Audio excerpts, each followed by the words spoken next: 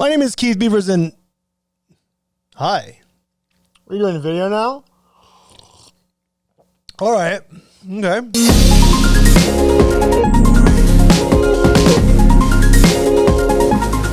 In the American wine drinking culture, one of the most iconic wines of the modern era is The Prisoner.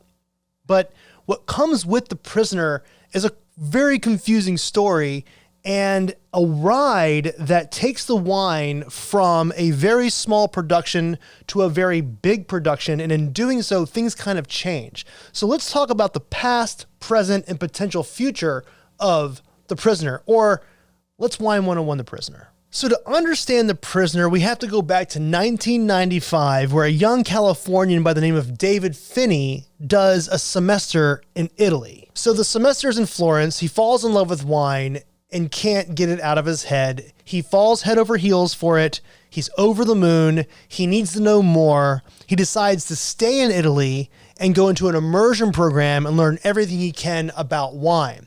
And apparently, according to the website, picks up smoking. In 1997, he ends up coming back to California, and then he heads straight to Napa, looks for a job, and gets a job as a temporary harvest worker for Mondavi. He learns the in and outs of wine in America, learns Spanish, and apparently quits smoking, according to the website.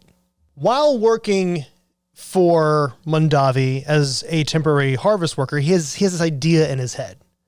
It's at a time in Napa where everything's pretty old school. It's pretty classic. And this is this kid, this is the 90s, and he's like, what if excellent wine had really cool labels? No one was really doing that. So he kind of wanted that to be his thing. So in 1998, he makes a really bold move. He creates his own company, Oren Swift Wines. Oren being his father's name, Swift being his mother's maiden name. The goal wasn't only to make excellent wine with really cool labels, but he had this sort of motto, a rebellion against complacency and traditional norms. So you see where we're going with this, right? So as a young 20-something winemaker, kind of, who had a job but had his own company, was trying to make wine on the side, acquires 2 tons of Zinfandel. 2 tons of Zinfandel in the 90s. I don't know.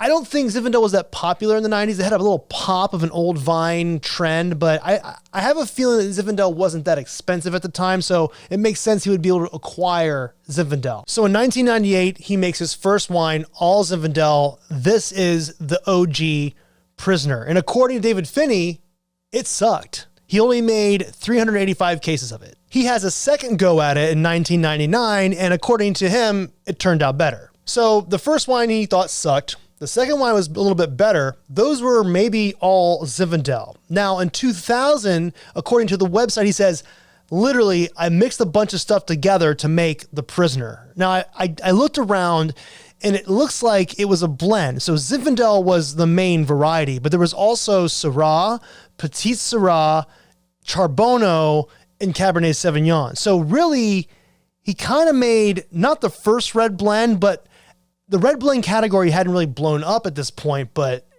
it's kind of like the first popular red blend. And I say that because he took The Prisoner and he worked it for almost a decade and made it really popular. He got married, he had a family, he released another wine called Papillon that his daughter had named. So he builds and builds, and in 2008, he's approached by Huneeus Vintners, a large company that owns labels like Quintessa, Faust, Leviathan, Flowers, and they want to buy The Prisoner because they see this thing as a potential luxury item. If you think about it, like these wines that Huneeus Vintners has, these are kind of classic. Leviathan is a little bit more modern, but nothing was sort of like The Prisoner, because the thing about The Prisoner is the label. The label is very unique.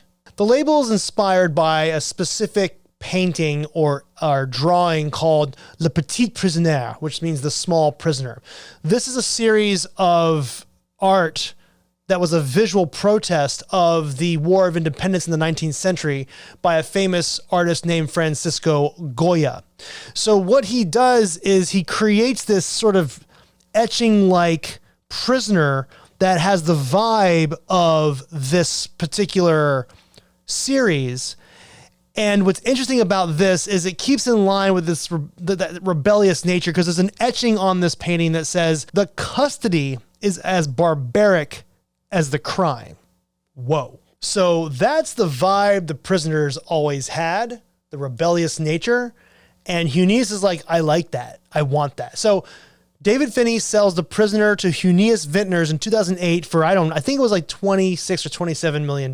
Now, something very weird happens at this point where David Phinney has to sign a contract saying he can't use Zinfandel for 8 years, but that's for another story. We're following The Prisoner.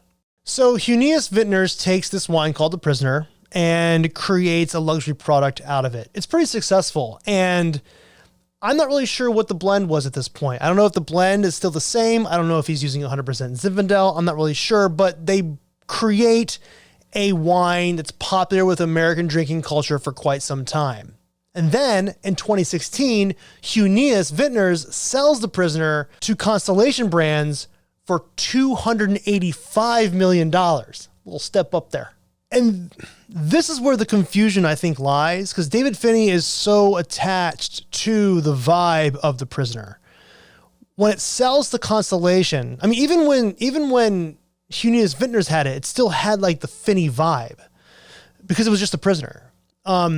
When Constellation buys it, they create what's called the Prisoner Wine Company, and that changes everything. What they do is they take the idea of The Prisoner, the rebellious thing, and they have their own mission statement now, but it's very similar to the idea of David Phinney's original mission statement. From its founding, the Prisoner Wine Company has stood against oppression while embracing creativity.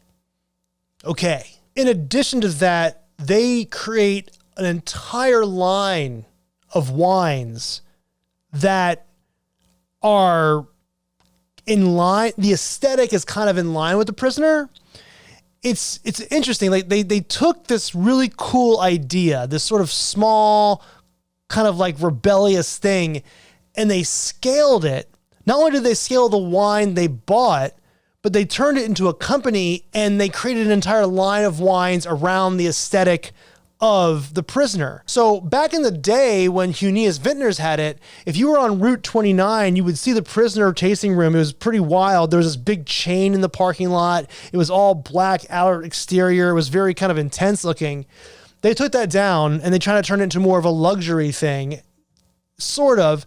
The thing about this is they stuck with the whole kind of like off the beaten path idea. I'm trying to figure out the right term for it, but when you walk into the tasting room of The Prisoner, it's very different than any other tasting room you've ever been in Napa. Dark lighting, a lot of neon. There's actually a very specific restaurant that serves Asian fare to kind of like contrast with what you usually get in Napa. You know, all of the labels have these kind of like intense kind of like messages around them.